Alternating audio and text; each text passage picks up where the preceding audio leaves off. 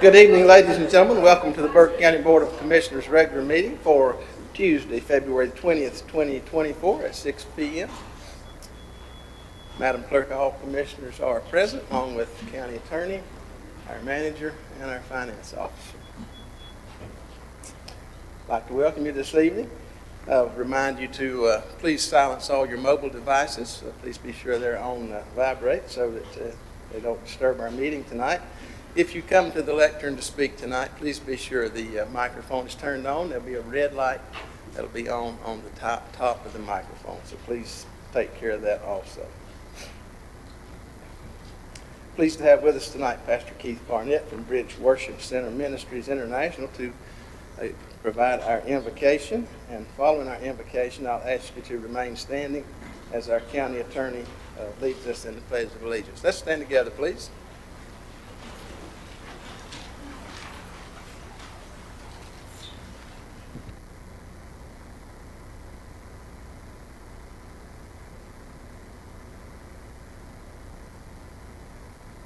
That we begin to operate in and work on. That God, that Lord, we can look towards you for all the answers. That Lord, that they'll be able to pray without worry, pray without oppression, but pray for an answer. That Lord, knowing that you're going to give them the answer. We ask you, Lord, for the guidance, the protection, the overseeing and the power to overcome the evil, to overcome the oppressions, to be able to watch, as you had said for us, to watch and pray. That, Lord, we'll begin to watch over each other, watch for one another, that give no place to the enemy, give no place to the devil. That, God, that your glory can be seen in everything that we see, everything that we do, and everything that we pray. That, Lord, that we'll be able to give you the glory in all things that man has begun to do for the glory of God. That things that are not even begin to be seen yet, that, Lord, we'll know that your hand is upon them as we begin to do the construction and the work for the county, for the officers and the jail systems and the social services and all the different things that, Lord, we need your hand in. Lord, as we lean on you, that you begin to operate and do great miracles in them.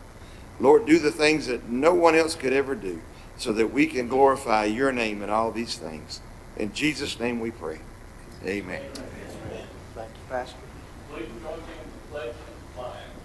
I pledge allegiance to the flag of the United States of America and to the republic for which it stands, one nation, under God, indivisible, with liberty and justice for all.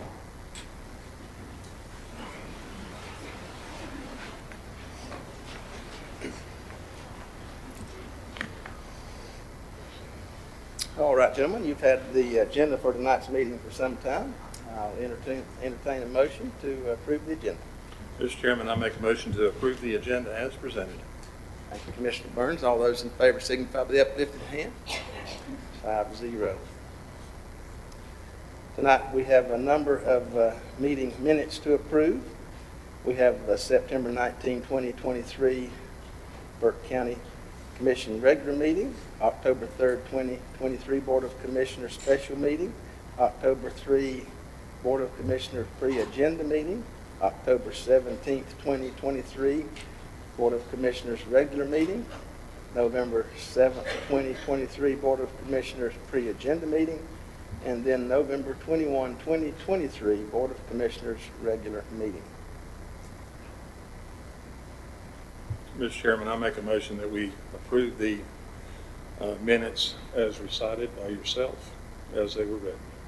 Thank you, Commissioner Burns. All those in favor signify by the uplifted hand. That's 5-0.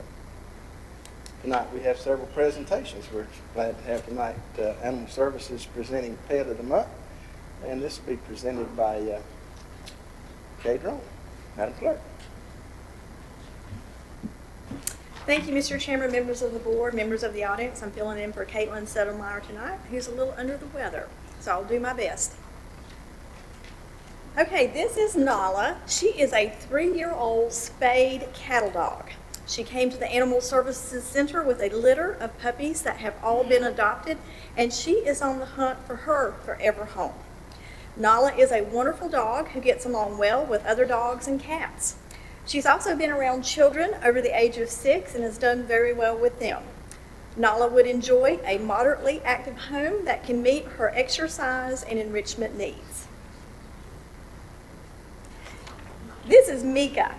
Mika is a 3-year-old spayed domestic short-hair female cat that is full of sass.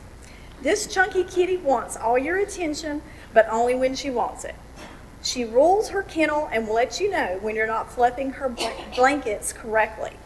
If you're looking for a sassy little lady that knows exactly what she wants, then Mika is your girl. Next, we have our Read to a Dog program. This is a partnership with the Burke County Library and the Library Foundation and the Animal Services Center. Reading aloud to a dog improves a child's reading abilities, specifically reading fluency. Makes kids more comfortable because dogs offer a comforting, non-judgmental presence. Reading to a dog improves children's attitudes towards reading, which can be key to determining a child's educational success. And reading to a dog can improve a child's self-confidence, especially at school. The next event is Thursday, February 22nd at 4 p.m. at the Animal Services Center. Participants are asked to call 764-9274 to register, but drop-ins are welcome. The second annual Wolfstock event is scheduled for Sunday, May 19th from 11 a.m. to 3 p.m. at Silver Fork Winery and Vineyard. This is a collaborative effort between the Animal Services Foundation, Inc., Paws and Claws of Morganton, Burke County Animal Services, Pickled Pig Barbecue, and our wonderful host, Silver Fork Winery. The purpose of this event is to raise money for Burke County's new animal shelter. Advance tickets are $20 each. They can be purchased on the ASFI website or by mailing a check to ASFI, Post Office Box 52, Morganton. Tickets will be $25 at the gate. And sponsorships are available and range from $250 to $1,000. Next, I'd like to report to you about Animal Services' live release rate for the month of January. They had a live release rate of 91% for dogs and 88% for cats. As you may know, no kill for an animal shelter is 90%, so they've done an outstanding job. And currently we have 20 dogs and 28 cats at the Animal Services Center. And on your screen, you'll see their contact information. They're located at 425 Kirksey Drive in Morganton, and you can reach them at 764-9588. Be happy to entertain any questions you may have. All right, thank you, Madam Clerk. Any questions on this item? All right, seeing here none, we appreciate your presentation. Thank you very much.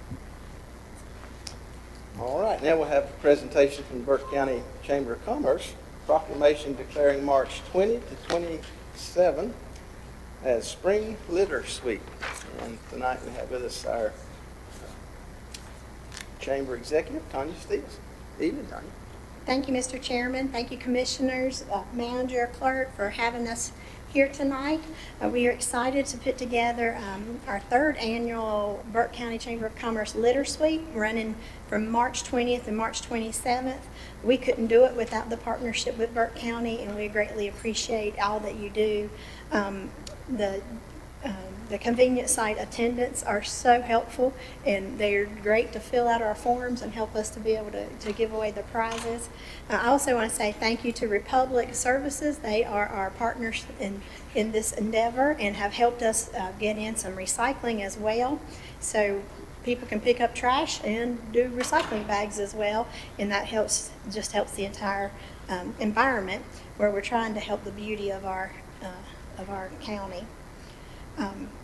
I also want to say we can't do it without the help of NCDOT for all their support and help. Jenna Cole on our staff is the one that runs this program. I wish she could be with me tonight, but they're doing an emerging leaders group tonight, so there's probably not any young people in here tonight. But please let Jenna know if you see her how much we appreciate her work. In our 2023 litter sweep, we had 240 registered, and we picked up over 239 bags of trash, as well as 24 bags of recycling. And then there was extras, 14 plus of several large items, which included at least 3 car batteries, 8 tires, and 3 sofas. All of that's off the streets because of what we did in 2023. And we couldn't do it without the partners of the teams that come from anything from youth groups to church groups to businesses who put a group together to one-man show. Can have a group of friends can get together and do this. So we want everyone to participate and help us out. We do give incentives for this. We have prizes. The first place prize is $500. Last year was won by the one-man team of Gary Jennings. We give a second place prize. Last year was won by Loving Our Neighbors. They were a group of people who went out on behalf of BUCM. And then third place prize was a Girl Scout troop, Troop 2396. They got $100 for their efforts in litter sweep. So they got a prize, and Kay is always sweet enough to give a county walking stick to the winning teams as well. But we do need everyone to participate and help. Unfortunately, there's people that litter. There's also trucks. I know Johnny's talked about many times trucks that don't secure their trash well. So we want to do our part to try to help get some of this litter cleaned up off our streets in Burke County. Questions? All right, Tanya, thank you very much. Gentlemen, any questions for Tanya? Mr. Chairman, we've all been on this road for a long time trying to keep the trash off of our roads. One thing I did want to mention, I really appreciate all those volunteers, but the other weeks of the year we do have a program, and I'm going to have our county manager mention this. So if the public is not aware of this, we've got access to clean the streets as well. Yeah, so July 1st of this year, as part of our new budget, which actually began back 8 months ago now, hard to believe, we launched a community beautification campaign. This really multifaceted approach. We know that community beautification doesn't start with picking up litter; it starts with preventing it. So there's a marketing arm that hopes to encourage folks to not litter. But in those instances where it does happen, there's a link on our website on the front page for community beautification that allows folks to give us addresses and areas, and we're able to deploy a team to get that picked up. And the fortunate or unfortunate side is they stay pretty busy. There's plenty to do, and I don't have the data in front of me on the exact tonnage yet, but I can tell you it's hundreds of bags in the first 8 months. And so we encourage people to keep reporting, and then ultimately over time we want to carve that out, and so to prevent it from even getting there. But hope that answers your question, sir. May I add to that? One thing that we were hoping would be a part of the educational process, especially if we had more younger people, youth groups, and Girl Scouts, Boy Scouts, that they would learn that somebody's got to go clean that up so that they don't do. We're hoping that education is a part of that as well. So that's great. All right, thank you, Tanya. Any other questions?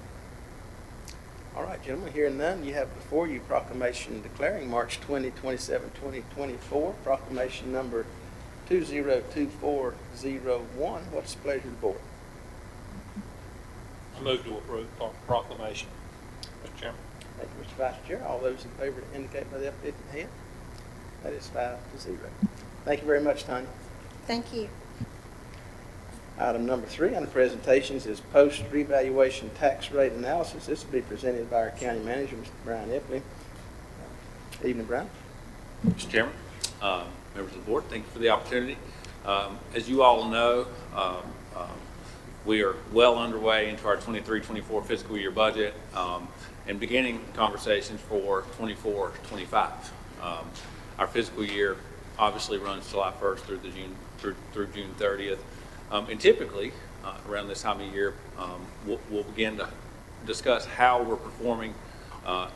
We delivered your mid-year financial report at your last meeting 2 weeks ago, and we want to continue to have this conversation about operational performance as we head into next year's budget season, including kicking off your policy setting work session on March the 7th and March the 8th. It's a 2-day retreat where you'll go away and evaluate all of your legislative priorities, funding responsibilities, and do things like talk about the tax rate. I wanted to take just a few minutes tonight to kind of highlight some of our performance so far this year, but specifically reflect on the post revaluation, and I'll talk a little bit more about what that is. But as we all know, January the 1st, 2023 was a mandatory revaluation process regulated and overseen by the North Carolina Department of Revenue. And as we've concluded that process, where we saw an unprecedented increase in taxing values for real property being structures and land. We obviously saw values climb dramatically, but that gave this board the opportunity to evaluate your taxing rate and reduce it. And I wanted to kind of talk through how that positioned us as we kick off the budget season.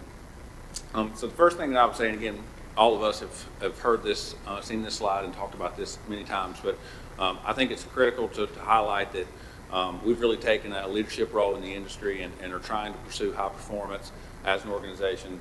And really that's measured in many ways, but one of the ways is how do we really expand and deliver premium service in all the departments that we have, about 28 operational departments, while doing so without increasing taxing burden. And I think that's a good, if you're looking for key performance indicators, I think that's a good measure of how a local government can perform. Taxation obviously isn't a topic that's very popular often, and all of us are contributors. But I think that the real balance here is trying to deliver value. We all know that the services that are provided, many of which we are recipients of often and don't even realize it. But the goal is to deliver value that exceeds what that may look like.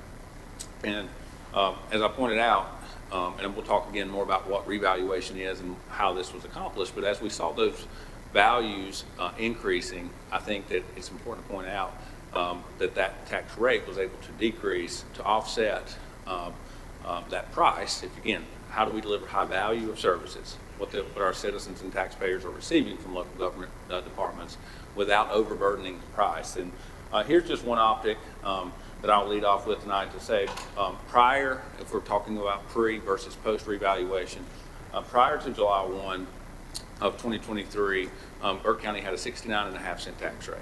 And that was ranked 58th out of the 100 counties in North Carolina. As we saw values increase, we were able to offset those value increases with a decrease in your rate, reducing it from 69.5 cents to 56 cents. That's approximately a 20% reduction, and we were able to reposition Burke County government from the 58th highest tax rate in North Carolina to the 28th. So as we sit here today, only 27 counties in North Carolina are able to provide services at a lower taxing rate. And we know that that's highly accomplishable through a philosophy of managed spend. We try to approach local government with an entrepreneurial mindset.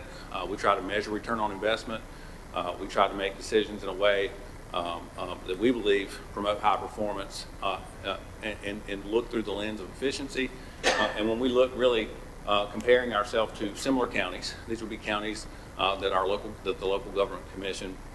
And as a reminder, the local government commission is a function of the Department of Treasury at the state level, and it's really the financial oversight body that we all report to in public government in North Carolina. That's all towns, cities, and counties. And we're able to extrapolate similar counties to benchmark against. And that's what this graph is showing. And our average benchmark counties are there in the blue. Burke County's average spend for our general fund, which is our primary operating fund, is there in the orange. The other thing that we try, to keep a good pulse on, and as we evaluate contributing value to the community and balancing that with price is, what are we charging our consumers? Any industry that's able to survive in the market, public or private, typically the value that they create exceeds their cost, and consumers are willing to pay that, and that's how the business continues to operate. So here I've tried to put up an optic that kind of simulates the same thing in local government. I've provided on the left-hand side all of the services and departments that we provide. And on the far right-hand column, I've put what the annual cost of those services are. Now, this first chart, as you can see there in the middle, are services that we're required by the state of North Carolina to provide. As you all know, we're a political subdivision created by the General Assembly. And much of what we do, the primary components of what we do, are services that they require us to do as their subdivision. And that's what this first chart is. But generally, for context, what this is demonstrating is for 911 communications, the average consumer in Burke County pays about $23 per year. That's roughly $1.90 per month to ensure that when you dial 911, somebody within 2 seconds is going to answer the phone. They're going to be trained. They're going to have the technology, the resources they need to deploy the appropriate emergency response, and that they're going to do so in an accurate and timely fashion. And again, so forth and so on for the other services through on this chart. Now this chart shows services and departments that we offer that are not required by statute, but at a policy level, there's a community need. And again, the same concept with what is the average cost per person to provide that service on an annual basis. Now, when you summarize all those in total, that arrives at about $622 per person for taxing revenue in Burke County, which again, as we'll see in a moment, compares favorably when we look across the state. I'll talk briefly about revaluation, again, as we're trying to evaluate how we concluded the revaluation process. As a reminder, that only happens once every 4 years. So people's homes, buildings, and land, the tax value on that only changes every 4 years. And that's problematic because the state of North Carolina requires that we follow the ad valorem taxing method, right? So that's not something that we have discretion, or this board has discretion on. Ad valorem is Latin for what's the value. It's essentially saying the value of the property that you own should generate the tax.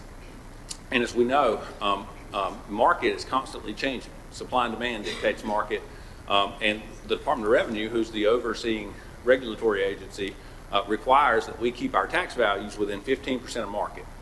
And so, as we've seen really over the last couple of years in the real estate market, when land and houses there's such a high demand with low supply, and as we saw with supply chain issues with materials and labor through the pandemic, it really drove prices up, and those prices increasing drove the market up, which created separation between market, which is changing fluidly, and taxing values, which only change during a revaluation. So they're static other than every 4 years when they get adjusted. But that's what revaluation is. It's trying to reconcile tax values to market value. And I mentioned that the law says if we're more than 15% out of market, we have to do a revaluation. And last year we were about 40%. The tax values remained stagnant from 2019. Market values increased, and that created that gap that triggered a statutory and legal revaluation process. This must be a good slide. My clicker has decided to let us all look at it for a long time. Maybe it'll change in a moment. Scott, can you help advance it? Oh, there we go. So this slide is just, and I'll see if it works. Now it works. So there you go. This slide is just comparing Burke to McDowell, Catawba, Cleveland, and Lincoln, some of our regional peers. And I think the point is to demonstrate the increase in market value, since it's something unique to Burke County. We've really seen this housing shortage, which it has driven prices up really all across Western North Carolina. But again, I think the point is, as values go up, the rate is also a variable in that equation that ultimately generates what we have to pay. And most people are most concerned with what is the amount that I'm required to pay, and I'll call that tax levy. And that is a product of two variables in an equation. We know that property values went up substantially, and I just indicated that our taxing rate was able to be reduced about 20%, roughly 13.5 cents. Ultimately making low to no impact on what the average person is required to pay. We've also looked at really how we compare to our to other taxing authorities in Burke County. Here the blue bar shows what percentage for the other public entities in Burke County who levy a tax pre and post revaluation. What was the decrease in their taxing rate? The blue signifies that. So the higher the blue bar, the more proportionally they were able to decrease their rate. And what I point out is this board was able to do so more so than really any other taxing authority in Burke County. The orange bar shows what percentage of the levy increased. And these obviously have an inverse relationship. The more you decrease the rate, the lower your orange bar is going to increase. And what you can see there is we compare very favorably as well. So what's the outcome from that? I mentioned that when we compare what we're asking our taxpayers to pay for county taxes only, that we compare very favorably. And I also mentioned that the taxing rate was able to go down roughly 20%. Pre-revaluation, this is an optic that demonstrates what we call per capita taxing burden. So this is what does the average person have to pay. And last year, pre-revaluation, again, based on 2019 values, the average consumer in Burke County paid $599 per year. And if you think back to the tables that I showed of services and what their average cost was, pre-revaluation, it added up to $599, which was the 83rd cheapest in North Carolina. And post-reval, because we were able to reduce the rate so much, our taxing burden increased from $599 to $622. That's $23 a year, $1.90 per month. But we were able to remain 83rd lowest in North Carolina. And again, as a product of the rate increase. So again, Mr. Chairman, as we move into the budget season, as we move into your work session on March the 7th and March the 8th, I hope that that gives the board a better indication of how we're positioned from our taxing rate perspective. As you know and are very aware, property tax rate's about 55% of our total revenue portfolio. We're always looking for ways to diversify that and look for alternative funding strategies, whether that's looking to grow investment income, or whether that's grants, or whether that's looking for ways to have a cost recoupment system or budget engineering and reduce cost and think about local government in more of an innovative entrepreneurial way. But I hope this, again, helps set the tone as we enter the 24-25 budget season. Happy to answer any questions you may have. All right, thank you, Brian. The gentleman, any questions for Brian on his presentation? All right, seeing here none, I'll entertain a motion to accept the presentation. Mr. Chairman, I move that we accept the presentation. Mr. Burns, all those in favor indicate by the uplifted hand. It's 5-0. Thank you, Brian.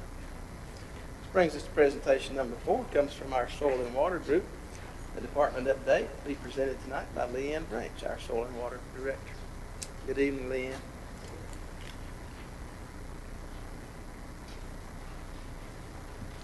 Thank you, Mr. Chairman. Thank you, Commissioners, for allowing us time to give you a quick departmental update from Soil and Water.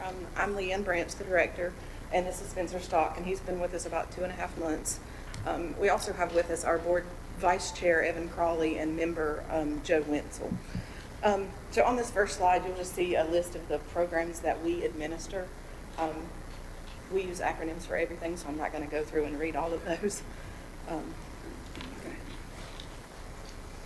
We receive funding from the state of North Carolina, from USDA, to implement best management practices on agricultural and non-agricultural lands. And in 2020, the 2023-24 budget, we received $786,879 to implement these BMPs in Burke County.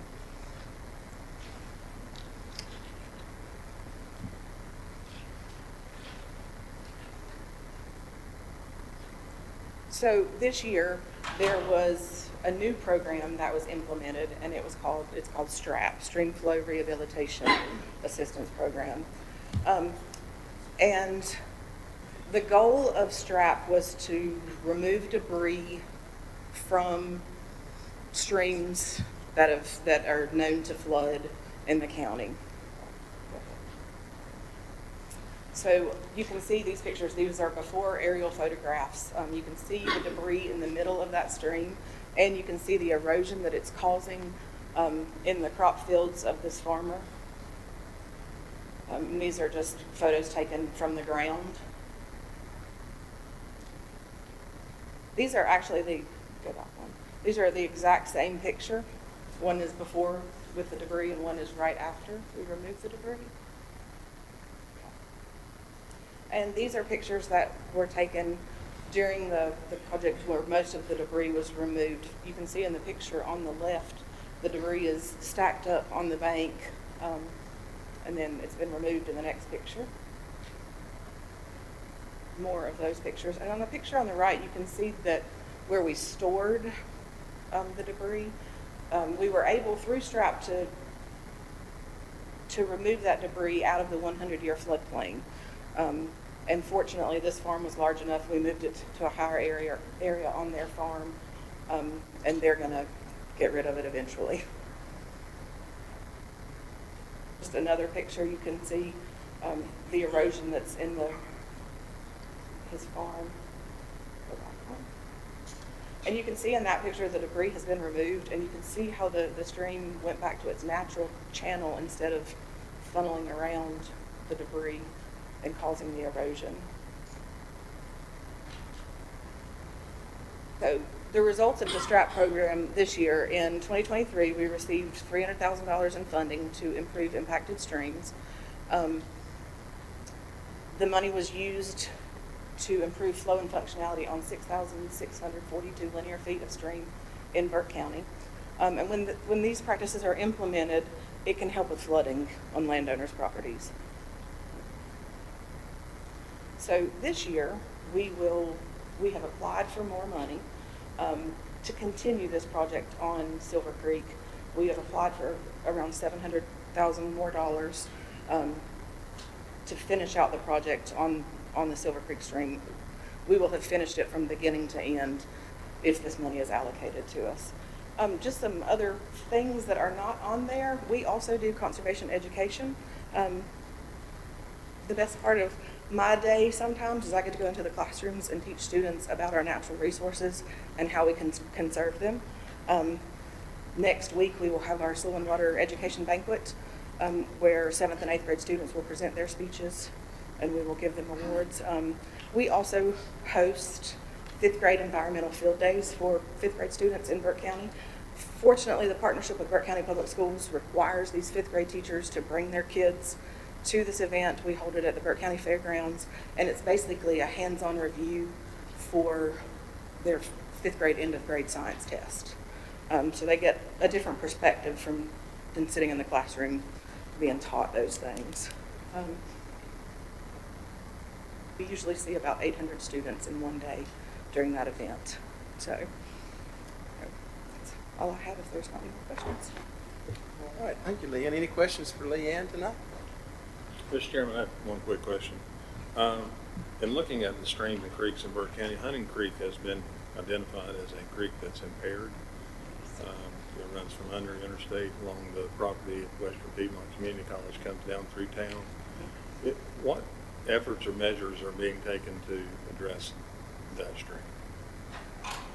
Right at the moment, from our department, not anything. We have worked, probably 15 years ago, we worked and implemented many stream restoration projects on Hunting Creek. Mm-hmm. But it's not anything that we are currently working on, but I believe the state is. Okay. Leanne, is the beaver management program part of the STRAP program? Yes and no. You could use the money to remove, if it was in your scope of work that we presented for the state. So on the project that we worked on, there weren't any beaver issues. But if there was a project where beavers were in the way and causing the damage, then we could have worked with those properties if those landowners had applied. Any other questions? All right, hearing none, I'll entertain a motion to accept Leanne's report as presented. Mr. Chairman, I make a motion we accept her report as presented. Thank you, Mr. Smith. All those in favor indicate with that lifted hand. It's 5-0. Thank you, Leanne. Which brings us to presentation number 5 from Tourism Development Authority. We have a financial update tonight for the period ending December 31, 2023. That'll be presented by our Director and CEO, Ed Phillips. Good evening, Ed. Good evening. Thank you for having me tonight. Feels like spring outside the last few days, and we've really noticed it in the visitor center with folks coming in. And I'll talk a little bit about that, but first I wanted to go over the financials through the end of December 31st, 2023. I believe you have those on your screen. At a budget of $850,000 for occupancy tax collections, we'd actually collected $416,119. Those collections are always 2 months in arrears because of the methods that are used, the reporting that comes in. So we really never have a good point of view of what the actual collections are going to be until we get further into the year. But right now, we're running neck and neck with what we did last year. So we feel really good about that.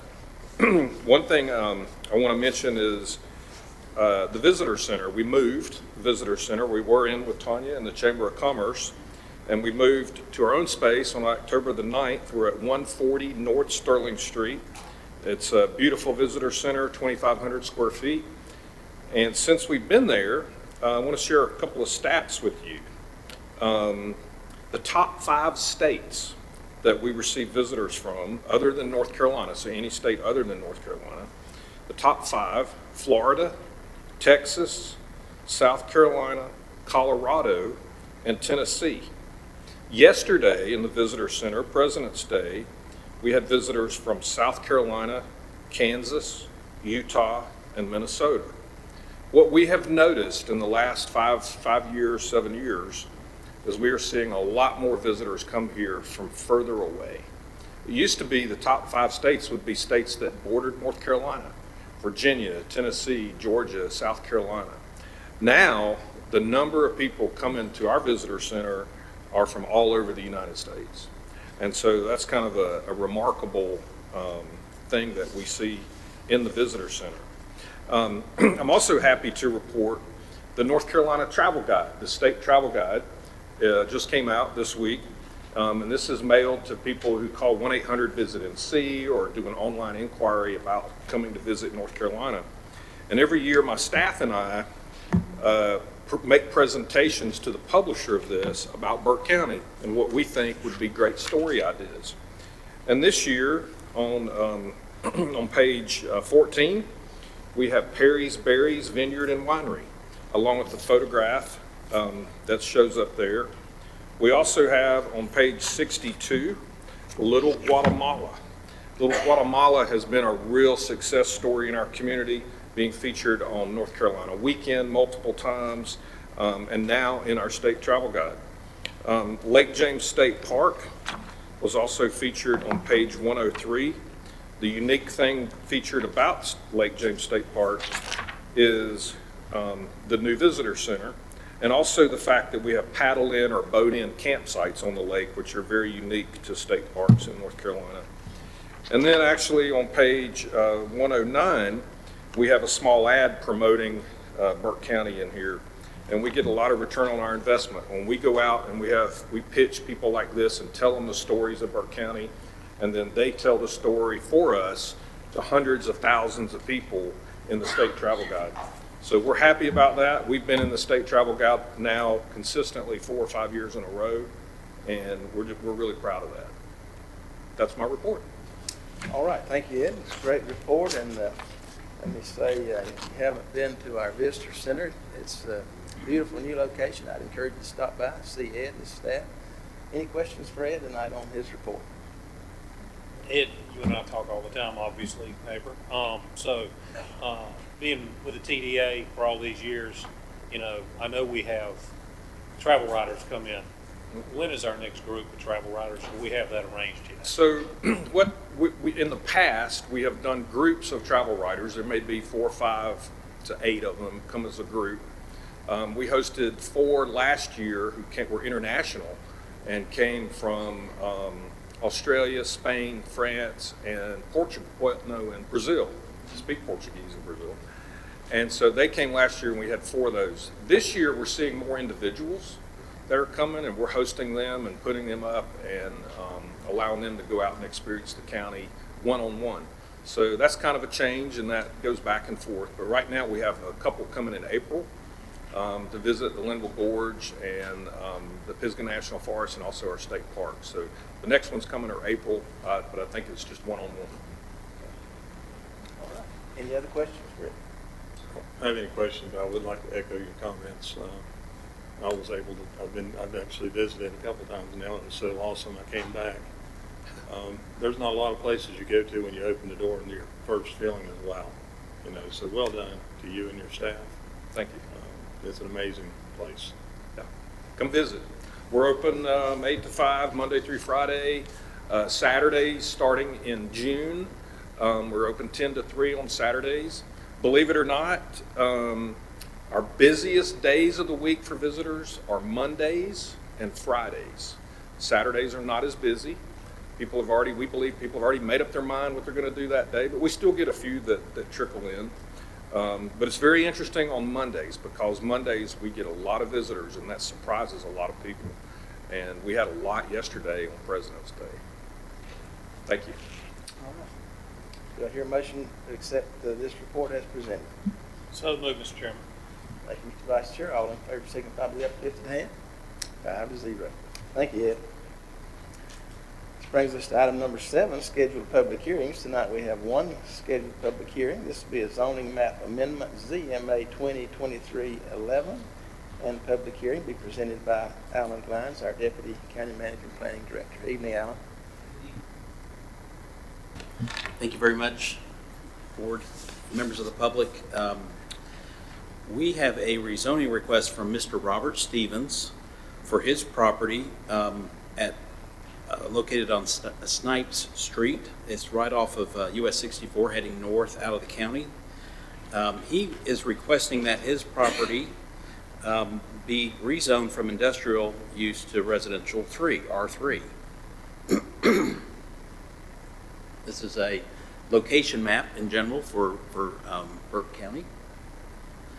The property is adjacent to, and we're kind of right behind his cabinet shop. So the Stevens Cabinet Shop is located in front, and this is excess property for him that he'd like to have other uses for. If someone wants to buy that property and they want to use it residentially.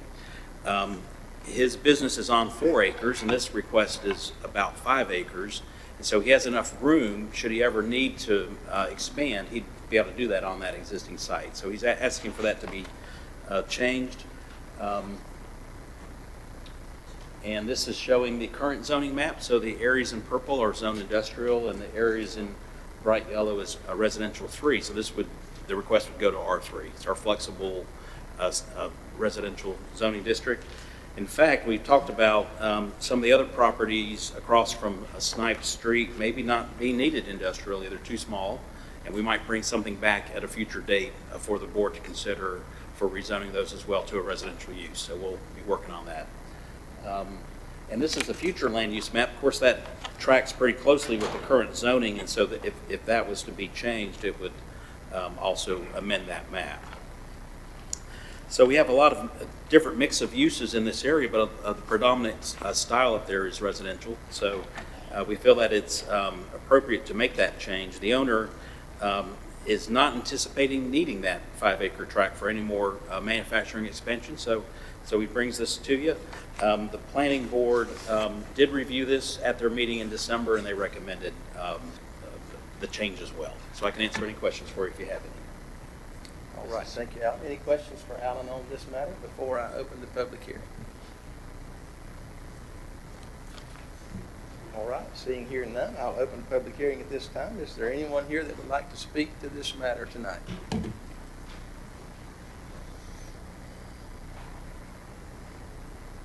All right, seeing here none, I'll close the public hearing. And gentlemen, what's the pleasure of the board?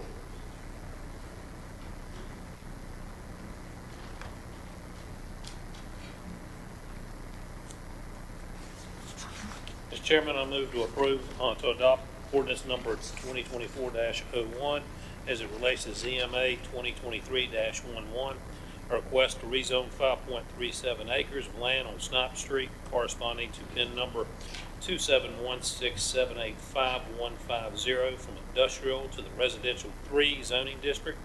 The board finds the rezoning to be inconsistent with the future land use map because the property is currently zoned industrial, but conditions have changed in that the property is no longer needed for industrial expansion and the buyer is seeking to utilize the tract for residential purposes. The future land use map will be amended to residential infill for this property.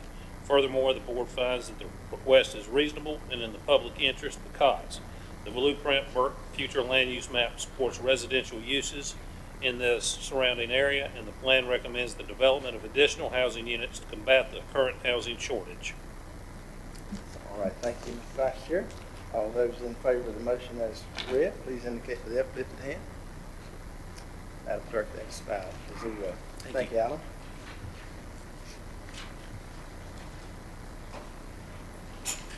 This brings us to item number 8, informal public comments tonight.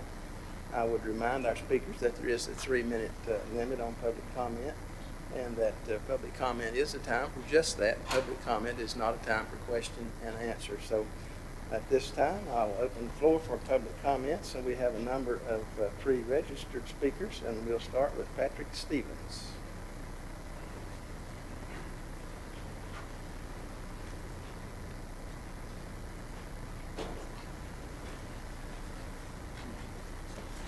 Good evening.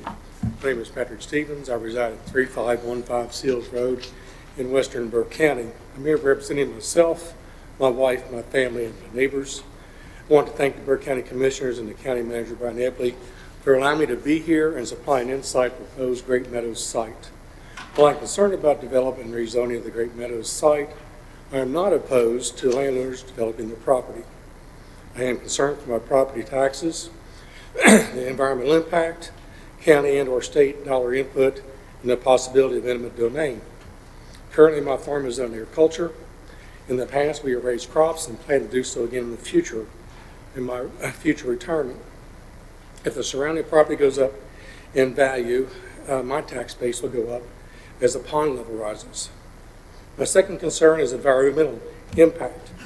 Does anybody here remember what happened September 8, 2004? There were 3 things for me. First, my 44th birthday. Second, the president of Leviton Manufacturing, Harold Leviton, passed away. And the remnant of Hurricane Francis deposited 9 inches of rain in less than 24 hours. That 9 inches of rain covered the entire western end of North Carolina. It flooded my field and Sealed Road, and the water was 5 foot deep. The water going over the spillway at Lake James is estimated at 8 feet. It was so massive, it removed half a mountain at the foot of the spillway. The water flooded many parts of Burke County, causing thousands of dollars damage to the Freedom High School football stadium, and damage beyond repair Judge's Restaurant, and countless other businesses along the Catawba River. Our environmental concerns go back to what is planned, or hopes to be planned on the mega site. The reason I talk about the flood is to remind us that every one of us get our drinking water from the Catawba River and or the aquifer. The topography of this site is extreme and apparent in the scope of the project being downsized to 3 buildable sections. No matter what precautions are taken, no one can stop a flood that happened in 2004. Not every industry creates or uses hazardous materials, but need to be reviewed and controlled. I understand the Burke County Commissioners' desire to build up Burke County and increase its tax base. I believe you can create an environment that is welcoming to companies and protecting citizens of Burke County. I agree that part of any government is to assist in the infrastructure, such as water, sewer, and gas. But the key word, assist, not supply. Just remember that any government tax investment, no matter where it comes from our pockets, whether they be city, county, state, or federal. I would encourage the board to invest in a reasonable training and education for anyone interested in working in the possible factories that you want to bring to Burke County.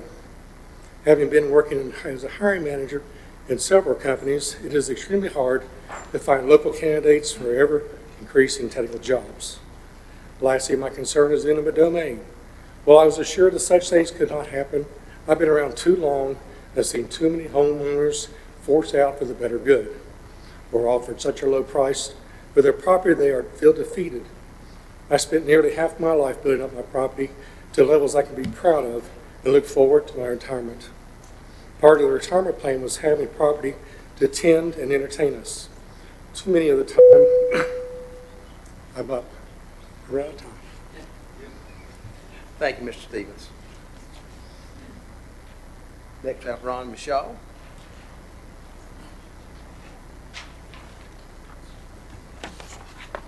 Good evening, everybody. How you doing today? Good evening. We've had some meetings about financing and money, and we had a great meeting with the county the other day about minority participation in these big projects where we get at least 10 or 20%, and how we're going to contact the smaller companies to get involved with Burke County jobs. Another question, 2022, I think that year is right, correct. the county received $17.5 million from American Rescue Plan from Joe Biden. And we would like to know how this money is spent. Where does it go? We were told it's for Burke County citizens, for mortgage and utilities. I'm not sure, but I'd like to sit down and talk to someone about this amount of money and how it's spent and where is it at.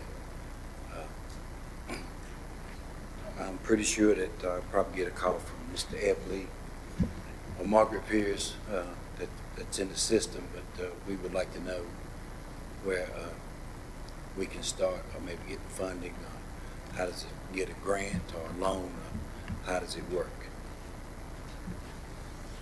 So my number is 390-4068, and they have it, and they can give me a call for the next few days, and we'd like to sit down and talk to them about this situation. And also, I brought up about eight or 9 months ago, every student in Burke County is not going to college. I volunteered to help somehow get the students around and let them see what everybody does. The small businesses, we have talented students that can't afford to go to college, but they can have a good career here in the county. And this is the second time I've mentioned this. I'm not trying to get paid for it, I'm just trying to help. Students get off the street, put the computer down, get out, learn how to run a tractor. I've got machinery that we can go down, get a field, teach them how to put oil in it. Some of them don't even know what a shovel is. But this is something that I would like to see happen. And like I said, this is the second time I've talked about it, and I think we need to look into it. Keeps them out of prison, keeps them out of jail, driving drunk, taking drugs, give them some responsibility. And like I say, I'm here to help, and I would like y'all to talk about it and get up with me on the situation. Thank you. Thank you, Mr. Shaw. This time we'll call Alan Keller. Keller, present.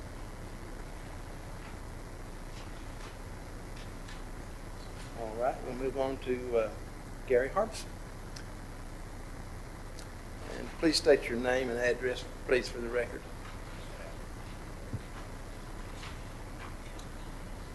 Good afternoon. I'm Gary Harbison. I reside at 1306 NC 126. Good to see you, Mr. Carswell. Okay. Tonight, I'm representing Burke Coalition for Reconciliation. As you know, this group has been meeting monthly for over 3 years, and representatives have spoken at most every county commission meeting since 2021. You have heard from over 200 citizens and churches representing Burke Coalition for Reconciliation, each asking you to remove the Confederate monument from the county's central gathering place and join us in becoming actively engaged in racial equity. Tonight, I'm reporting on the Burke Coalition of Reconciliation monthly meeting. This afternoon, we had over 150 people that participated in a Black History Walk that started at the former St. Stephen's Episcopal Church on Bushell Street. There were 7 other stops: Burke County offices, City Hall, Slade's Chapel, talking about the marker, Gaston Chapel African Methodist Church, the historic Burke Courthouse Square, the Legacy Mural in the Burke County Courthouse. At each stop, a speaker shared one bit of Burke County's racial history related to that stop. After 3 years of petitioning, this community is eager to hear from you and partner with you to ensure that all symbols and signs on public property are embracing and welcoming to all citizens in Burke County. In closing, it is admirable that you show your allegiance to the American flag, but we are asking you to show your allegiance to the tax-paying citizens of Burke County. We desire to sit down and have an open dialogue about the issues regarding the Confederate monument. Thank you. Thank you, Mr. Harbison. This time we'll call Jeff Morse.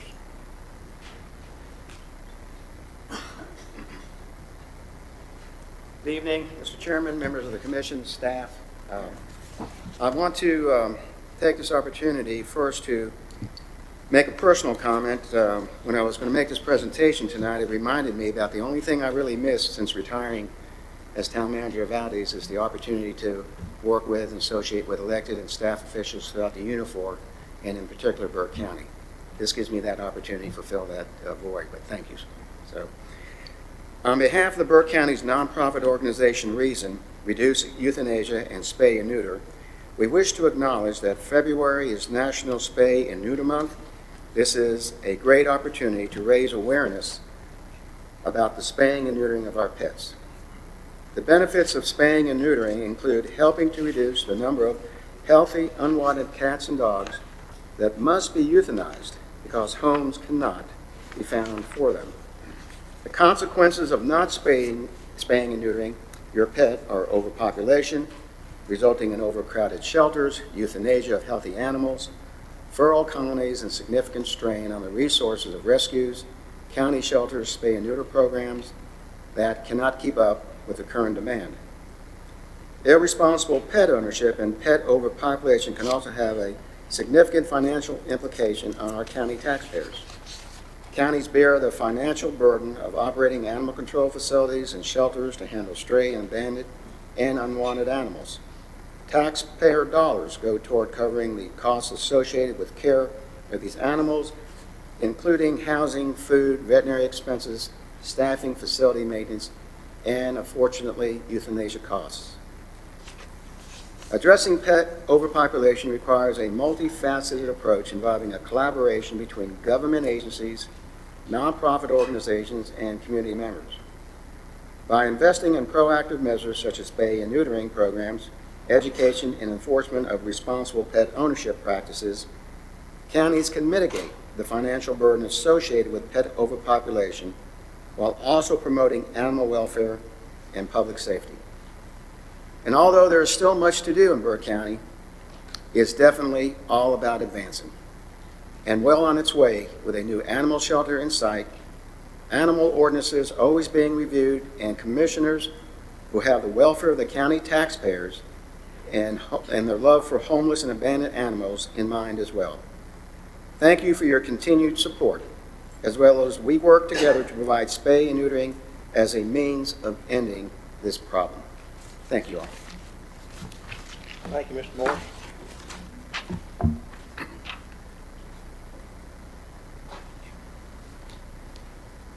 At this time, we'll call Veronica Rutherford.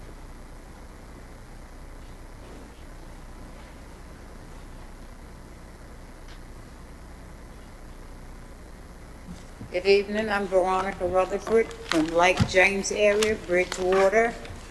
I'm understanding that there's been property sold there for a big manufacturing to come in. I'm hoping that you'll be honest with me to tell me the truth, that it's not a battery factory, because it will kill and harm all of us. Our water system, it will poison. It will damage farmland up in there. It would damage animals that were born and raised and lived here before us, because you will damage their living home space. And I'm asking you to be serious with me. Don't make it a dollar bill that you're going to make money off of destroying property. We have cemeteries up there. We have black slave cemeteries that you're talking about getting involved with moving just for money for who? You say you need jobs. We need to educate our children to learn how to work besides killing what's here before us. Please do not sell to someone that want to put a dangerous manufacturing in our neighborhood. And the greenery, everything is gone. I have bears, deers, every animal that you name in my area, in my property. I have no hunters, and I don't want you to come in here for a buck to destroy their habitat and their water. that water system that I'm talking about will run into Morganton and damage a lot more. We do not have enough farmland and animals anymore. We need to go back to learning how to survive. And if we do that and teach our young people how to survive, and that the animals and the water is here before them, and learn to work with it and stop destroying. Not for a buck, please. This is what I'm here for. Now keep telling me you're not hearing it. You're not hearing the right thing. I keep hearing it, and I'm watching y'all. And you got people selling it for a buck. Where are they taking it? Why don't they leave it here? Why don't we grow it what we have? You have the chip mill. You have, that came in under the radar. And it damaged a lot. But at the same time, you say that area is not for business, but yet and still you're sliding business in. I'm asking you to think about the human, think about nature, think about our animals, and find another area to go. We have enough manufacturers here. You got enough closed buildings you're tearing down. Go there. Don't come up on the lake where we're trying to live in peace. And if you want concrete, then you should stay in the city area. Don't bring concrete to the country. Thank you. Thank you, Ms. Rupp. Now we'll call Meredith Adams, please.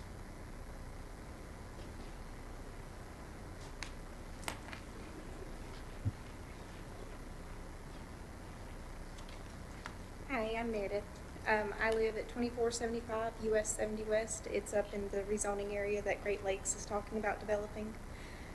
I am here to tell you guys about that property. My grandparents were the first people to purchase that property back in the early 60s. They not only raised my mother there, but my mother then raised me there. My brother now has grandchildren who are the 5th generation in our family to be on that land and in that area. To develop that would take away everything that is nice about it.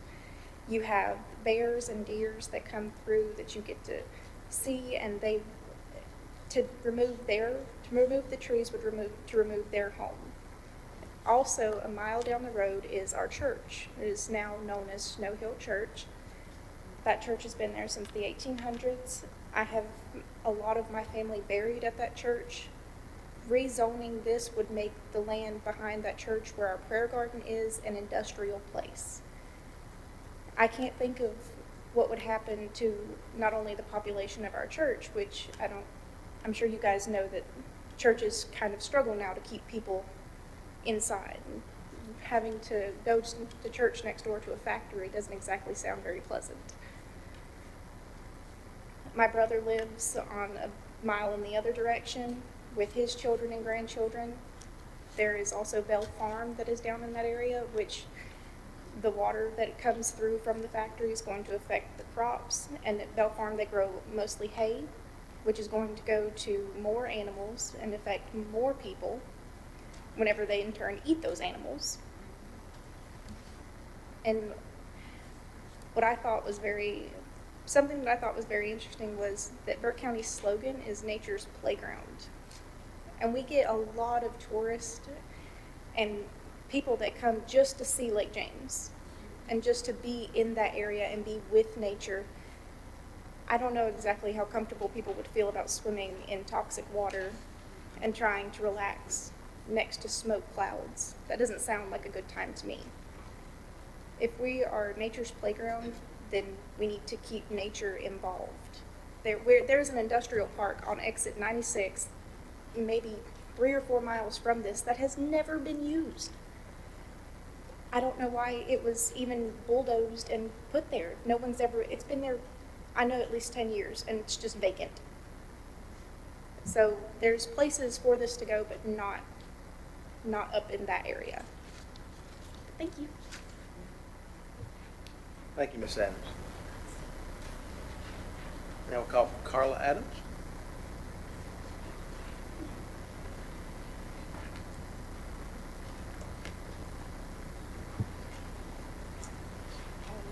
I'm Carla Adams, and I live at 2475 Highway 70. I was raised there by my parents. When you exit Dyserville Road, you go by, you're already in a welcoming area, the woods, it's quiet, it's full of trees, wildlife, nice homes. And it's hard to imagine how relaxing it is at our house when we lift the bedroom window and it's raining and you hear the rain through the woods. It's very relaxing. It's very nice to see the animals run through the backyard. And the air is fresh and clean. Now imagine the sounds of that factory in your backyard. The toxic chemicals, the carbon dioxide emissions and hazardous byproducts. And no matter how much you promise that it'll be clean energy, it will definitely come at a cost of ground, air pollution, noise, wildlife. It'll cost the neighborhoods. People will not want to be there. And potential buyers who are already looking at Lake James, they get off Dyserville Road. They go by there. How do you think they're going to feel when the first thing they see is a factory? They're not going to want to build up at Lake James like they are. So there are many negative reasons for building this, and honestly, there's not any positive. And you say, well, there's jobs. There's jobs everywhere that they can find, not in a factory in your backyard. You wouldn't like that in your backyard. So think about what you're trying to do to a neighborhood. It'll run that and potential buyers for Lake James. Thank you. Thank you, Ms. Adams. Carla Kincaid.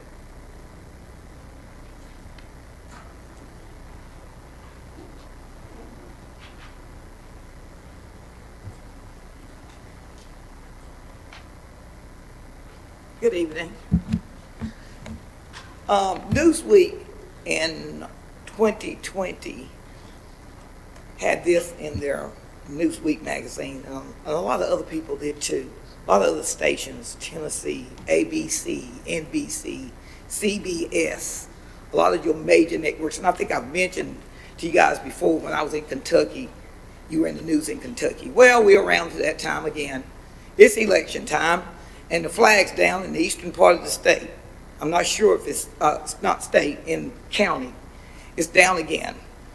And Newsweek magazine read, over the July the 4th weekend, this was 2020, the Sons of Confederate group raised a 20 by 30 flag, which replaced a smaller flag that flew over the Interstate 40 in East Burke County.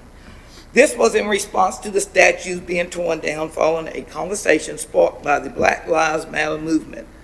Matt Galliard, represented the Sons of Confederate, stated they were replacing the statue with flags, and we put them up on the I-40 so more people could see them. The mayor at that time, Wendy Hildebrand, she had numerous calls saying that they wouldn't do business in the town because of that flag. The money could be better used to help veterans. Another article read, there were more news about the massive flags, but the heading stated it was following the presidential election. Another flag was raised over the massive flag was raised over the Interstate 40 after taking one down for much of the election season. So I guess it's election time, it's down again. The claim made by the supporters was the Christian flag was there. That's what I saw in Kentucky. It was taken down and was being put back up to honor veterans and local churches. I don't know what churches those were. I know there are a lot of churches that's probably supporting that. Now that the election is over, the flag was put back up. That's what another one read. We'll be back to election time again. All this was on Reddit. It was on Raleigh News and Observer, WRAL as far as Tennessee, Memphis, Tennessee, ABC News, CBS, ABC 12, Seattle Times. I know it was in Kentucky. So here we are again, and it's going to be an eyesore again for Burke County. Here we go again with this same old stuff again that's not going to point to everything as being good in Burke County. It's going to be in the news, and we got a long time before the general election. I don't know how long the flag's going to be down, but why play games with it? To me, it didn't make any sense that this was happening. So, and I also wanted to know, what's the cost for the upkeep of the statue on the square? Who's responsible for the upkeep of the statue on the square? What keeps it from turning gangrene, or maybe it's something that's built this? Also, I'd just like to say this is during Black History Month. Black History Month, on in Black History Month. Primary elections all happen at the same time. It will come in the news again, I promise you. And probably the statue will come along with it this time. Being at the end of each county, welcoming you in, and saying goodbye out, the flags. But they're not there. That's a pretty good thing, I guess, deal. It's Black History Month. Don't forget, everyone, to join us at the Black History Festival on Saturday, this Saturday. We're looking forward to seeing some of you candidates, as well as the present commissioners, there to help us learn more about the Black history here in the county as well as in the nation. Y'all have a good evening. Thank you, Ms. Kincaid. Now we'll call Wendell Fox.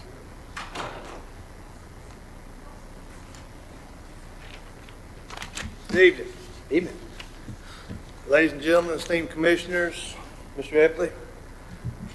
Today I come before you not only as a citizen of the county, a general contractor, but as a victim of injustice perpetuated by Burke County. I'm the owner of Fox-Built Construction. My company undertook the construction of the convenience center on Jonas Ridge. And we did so with integrity and professionalism despite facing challenges along the way. Throughout the project, we maintained open communication with Burke County officials concerning all the issues, seeking solutions for every obstacle. We were told that the groundbreaking had to be done on a certain day. We informed the county that if the groundbreaking was done on that day, there would be no bond on the job because the bond was still in underwriting. We were told to proceed, so we did. We ran into unsuitable soils. We approached the county with a fair and transparent process, allowed them to choose their own engineering firm, monitor the excavation meticulously, account for every yard of dirt in and every yard of dirt out, ensuring that the work was done according to industry standards and the utmost efficiency. Burke County's acknowledgement of the quality work is evident in the words by their own county manager, who told me personally, "We know you did the work is good, we have the money, we want to pay you." Yet despite this acknowledgement, they failed to fulfill their obligations. Instead of honoring their commitment, Burke County has resorted to evasive tactics, including using unjustified, unofficial UCC filings, which have no weight in a court of law. They cause undue financial hardship, basically ruined my business, put 47 Burke County residents out of work. Their actions not only defy the principles of fairness and honesty, but also undermine the very foundation of contractual agreements. I was promised by Mr. Epley 3 times for payment, only to have him call each time and tell me that he could not pay. In the face of mounting legal expenses, Burke County has chosen to prolong this ordeal rather than fulfill their obligations to pay for the services rendered. In the restroom of the Cleveland County Courthouse, I overheard Burke County's outside counsel that they hired tell one of my debtor's counsels that they need not worry about getting any money from him, but from the county, because they were not going to pay me a penny. So, in closing, we started with a prayer. I just ask you to remember Timothy 5:18. The worker is worthy of his wage. Thank you, Mr. Fox. This time we'll hear from Dudley Green.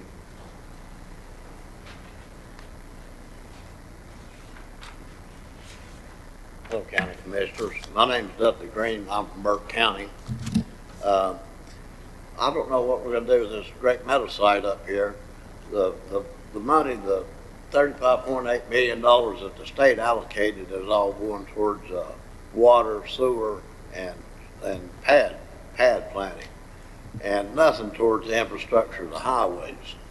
The main highways to Lake James are from 40 to Dodgerville to Savage to Bridgewater. And you're planning on having a train going across Highway 70.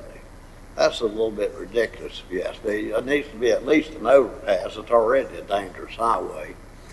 And that's going to affect your tourism in this county. That's the main route that most of them take. That's what the nav things say to them, the GPS.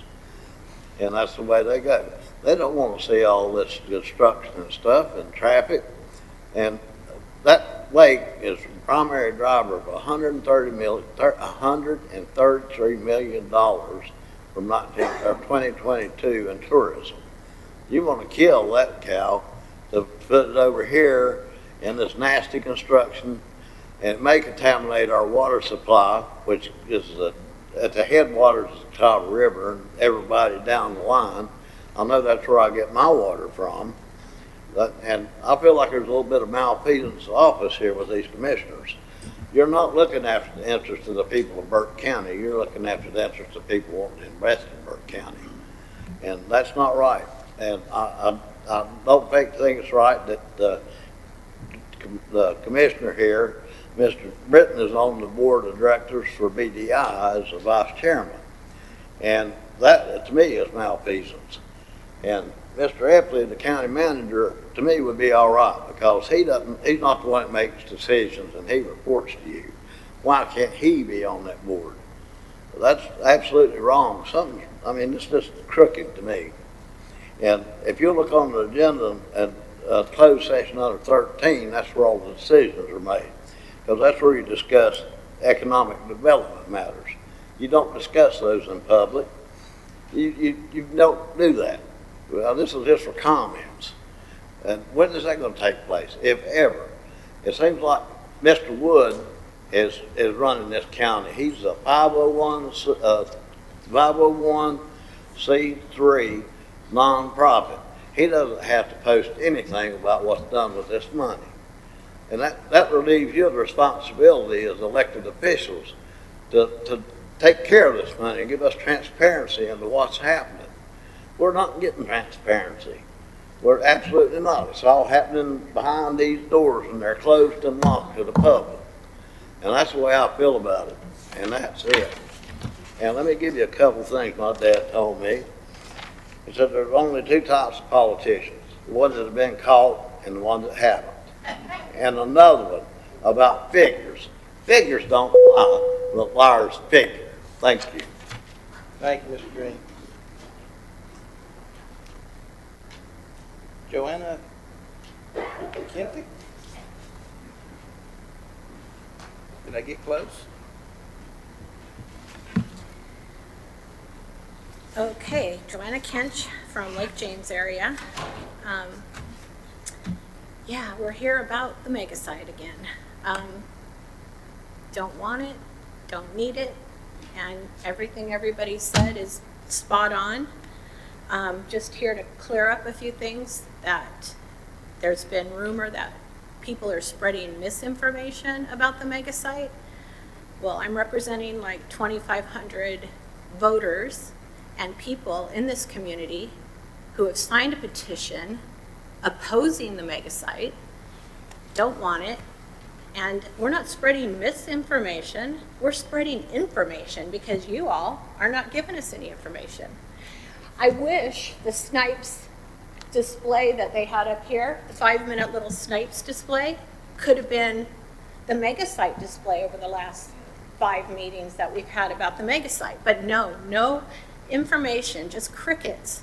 And Mr. Epley's giving his fireside chat along with Mr. Mulwey, but I don't really consider that a chat because nobody's in the room except the two of you. And there's a lot of misinformation in your fireside chats. And I encourage everybody to go watch the fireside chat because it talks for about 10 minutes about economic development and jobs, which everybody has said it's nice to have jobs, but not at the cost of what you guys are doing off of Dysartsville. And also, let's give you some statistics here. Not statistics, some facts.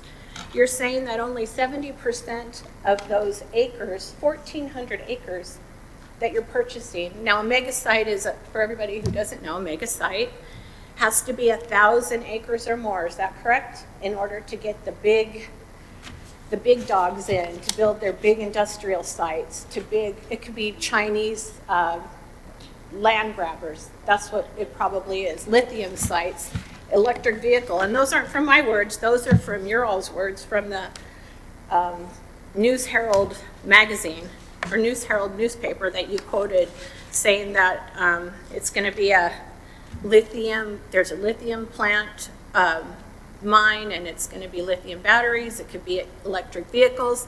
The bigger, the better, it's quoted. Alan Woods has said, I'll do whatever it takes to get the land ready for this site. What do you think that means? That means clearing out the land so that it can sit like the Kathy Road site sat.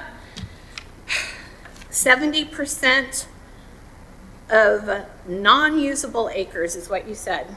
That's 980 acres that are unusable, which amounts to, based on the $26 million or whatever you're paying for the land, $17.6 million that you don't have to spend because you don't need those acres. But you need the acres because you're trying to bring in the big dogs, the big builders, the big industry that's going to pollute, contaminate, destroy the groundwater, destroy the system. And not to mention that you didn't mention in your chat is the train spur that you're putting across Highway 70 that they have already talked about. A railroad spur leading right into the mega site industrial building that you're planning on building. Now, why don't you be transparent and tell everybody what's really coming our way? And I suggest everybody go fight the mega site and sign the petition. Thank you, Ms. Kent. Alice Johnson.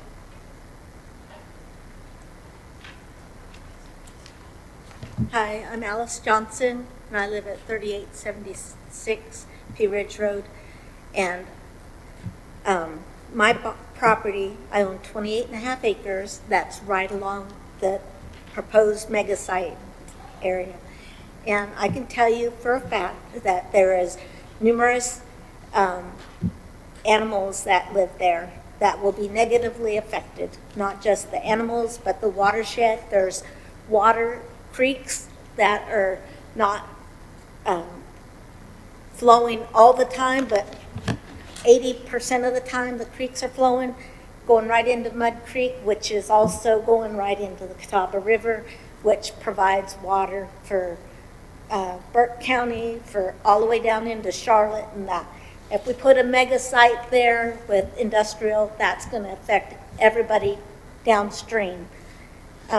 I can tell you that my property alone has numerous types of wildlife: deer, wild turkeys, bear, bobcats, foxes, hawks, and I'm sure there's a lot of other critters that are there that I haven't seen. But that, and I have 2 artesian wells that the water just comes out of the side of the mountain, and they start a stream, and that stream flows right into Mud Creek. So there again, if you put a mega site in that spot, which adjoins my property, that's going to affect that water table, which will affect the stuff downstream. So it's going to be an environmental nightmare and hazard for the air quality, for the land, for the environment, and for the nature of the excuse me, the economy there. But again, I want to express my concerns about that, because that's what people come to Burke County for, is the pristine and the nature, to see that animals, to see the trees and stuff. And like the guy that talked about the visitor center earlier, that he has people coming from all over the place now to come to see Burke County. They're not going to come if there's all kinds of industrial sites everywhere. So I just want to say that this is a bad idea, and I'm speaking not just for myself, but for, like they said earlier, over 2,500 plus people have signed a petition against this. It is not what the Burke County residents want. It's what the politicians want, It's what the commissioners are wanting because it looks good. It's not a legacy for Burke County. It's a legacy for our grandchildren in the future to live in an environment that is hazardous. Thank you. Thank you, Ms. Johnson. Ann Chapman.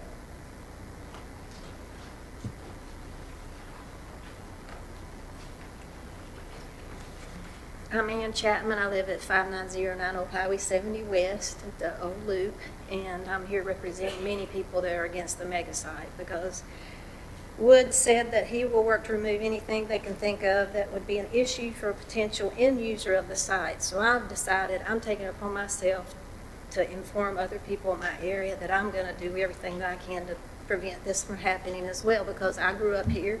I don't see the need for that. It would impede and hurt our environment. It would hurt where I live. What's going to happen? I'm concerned, and I don't get good answers. Yeah, I could meet, but the stories have changed. So I'm just sad that I have to come and beg and plead to people for what I've worked for. It's just not a good thing, and I don't feel like Burke County is Burke County anymore. You know, what happened to things? Washington, Raleigh, yeah, you expect that, but when it comes to Burke County, and you have people saying they don't want something, but yet it's being pushed. We don't want it. You know, it's not good for our environment. Yes, we can have economic growth. We could do good things in this area. We could do numerous things in the area. Work with us. I live right there. I'll be more than willing to say it. My neighbors would be more willing to help and say, if we need jobs, let's figure out something that's suitable for that area. You know, we don't have to bring in massive productions and destroy what's there that is good use for our county. So I don't want to be coming and begging and pleading for something that I've worked for, and I grew up here, and I pay my taxes. And I don't think anybody else wants to be begging and pleading. You know, you get tired of hearing people saying, we don't want this. You know, just listen. I'm wanting you to listen to me as a homeowner right there by myself, living in the area that I love and grew up in. You know, consider this. Don't do it. That's all I have to say. Thank you, Ms. Chapman. And that's all the speakers we have this evening. This time I'll close the public comment period. This brings us to item number 9, consent agenda. I'll recognize our county manager, Mr. Epley, to review the consent agenda. Thank you, Mr. Chairman. Brief consent agenda for consideration this evening. Each of these items, as you know, are in your packet and presented during your pre-agenda meeting. The first item for consideration is budget amendment number 7 on the year. The county has received an additional $33,319 in state aid for the library, and we're asking to budget that for the acquisition of additional books. Item 2 for consideration is the financial presentation for the quarter ending December 31, 2023 for Burke County Public Schools. Item 3 for consideration is a resolution that would authorize the county to dispose of a service weapon for a sheriff's officer and badge, which is fully qualified for, and the sheriff's office is asking for consideration of that item. Item 4 from the tax department is your collection report for January 2024. Item 5, also from the tax department, is your release and refund report for January 2024. And finally, for consideration, item 6, which is the quarter ended December 31, 2023 financial information for Western Piedmont Community College. Happy to answer any questions you may have, sir. Thank you, Mr. Manager. Any questions on any of these items? See and hear none, I'll entertain a motion to accept the consent agenda as presented. So moved, Mr. Chairman. Thank you, Mr. Burns. All those in favor signify by the uplifted hand. That is 5-0. Item number 10 tonight, items for decision. I have 2 items. First item comes from the county manager, approval of auditor and contract for audit services. Mr. Manager. Thank you, Mr. Chairman. As the board's well aware, statutorily, you all have to select an external CPA auditor to fulfill the requirements of reviewing the county's books. drafting and reviewing drafted financial statements. We've had the same audit firm relationship since 1995, and our team felt that it was an appropriate time to evaluate that. So we've submitted a RFP, request for proposal, just to solicit interested CPA firms across the state that obviously have to be included, again, as we talked earlier with the earlier presentation, approved by the local government commission to do county and city municipal audit. We've done that. Those have come back. We've assembled an audit committee. Commissioner Britton sat on that. We interviewed firms the early, kind of late part of last week, and have selected a firm, Thompson Price, Scott and Adams. That contract is in your packet for review. I've, of course, shared it with the county attorney, and we're asking for the approval of Thompson Price, Scott and Adams as the audit firm for our upcoming audit for June 30th, 2024, at a price, I believe, of $49,500. Thank you, Mr. Manager. Any questions on this item?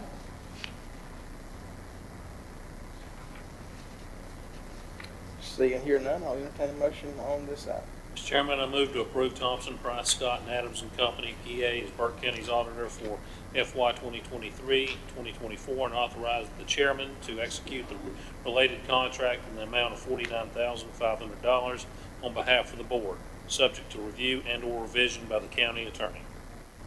Thank you, Mr. Vice Chair. All those in favor of the motion, please indicate by the uplifted hand.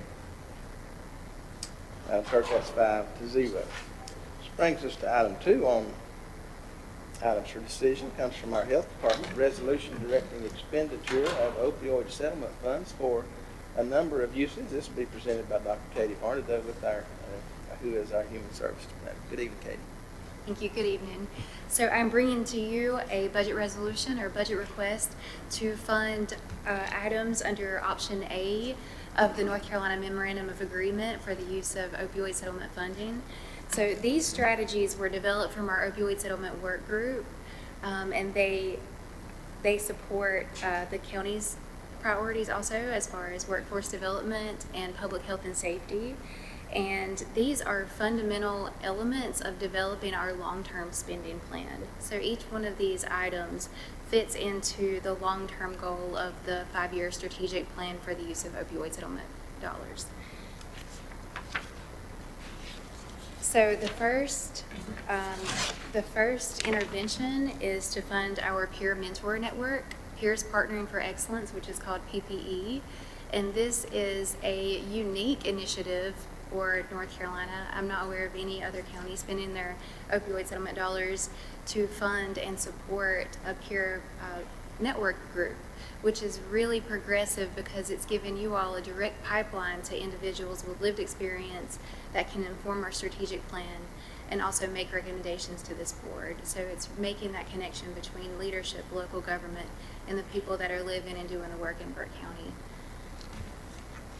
So this, our PPE group will serve as our recovery advisory committee, and they will also help us develop a partnership with Western Piedmont Community College as we're looking at the human services curriculums and establishing peer support certification in Western Piedmont Community College.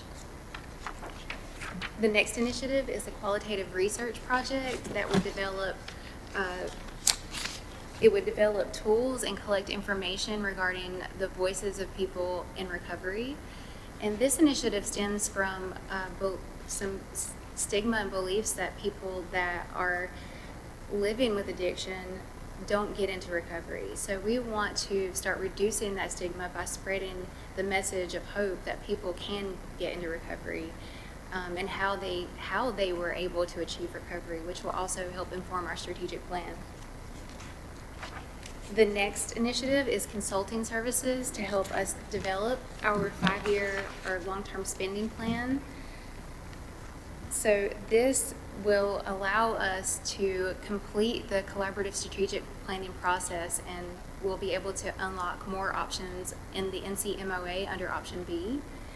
And we will be able to establish a reporting and evaluation process with this as well. And then finally, our last request is for the overdose fatality review. This also is, we have the first OFR FAST team in the state, so really proud of some of these things. They're very progressive. This review board looks at fatalities on a case-by-case basis to develop recommendations for interventions to prevent future fatalities from happening from overdose. And the public health and safety team aspect of this is what makes it unique to North Carolina, because we're not only looking at case reviews, but we're looking at the overarching public health data to prevent communicable disease, do harm reduction, and look at the county's health as a whole, in addition to doing the case-by-case reviews. So the total request is for $126,500. You all have previously approved $310,000 for a substance use coordinator, which is my position, and $10,000 for naloxone purchase. Our total deposits for fiscal year 22 to 23 were $1,745,171, which would leave an unallocated amount of $1.3 million. And then we are also expecting deposits for fiscal year 23-24 of $3.4 million. And this is public information that can be found on the opioid settlement dashboard, ncopioidsettlement.org. And so if you all have any questions, I'll be glad to take them. All right, thank you, Dr. Von Duke. Any questions for Katie on this matter?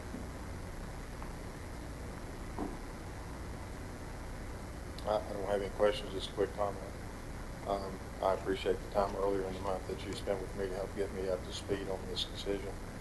And I just want to say wholeheartedly that I support your efforts. And we've got to do something that moves the needle for our families. And this is a good beginning in my mind. Any other questions? Hearing none, I'll entertain a motion to adopt resolution 2024-02. Mr. Chairman, I make the motion to adopt resolution number 2024-02. Thank you, Commissioner Carswell. All those in favor signify by the uplifted hand. All right, thank you, Dr. Von Duke. Thank you. Brings us to item 11, reports and comments. I'll open the floor at this time to receive reports and comments from the board and staff, and we'll start down there with Ms. Margaret. No comments, thank you, sir. Nothing for me tonight, thank you, sir. Just wanted to thank the park superintendent at Lake James State Park for hosting our upcoming budget meetings. No comments. Nothing from me, sir. I'm good, Mr. Chairman. No comments. Thank you, Mr. Chairman. I'll be leaving this meeting just as soon as it's over to go to Durham along with the sheriff. We will be meeting an opioid strategy meeting for the One More Thing presidential initiative.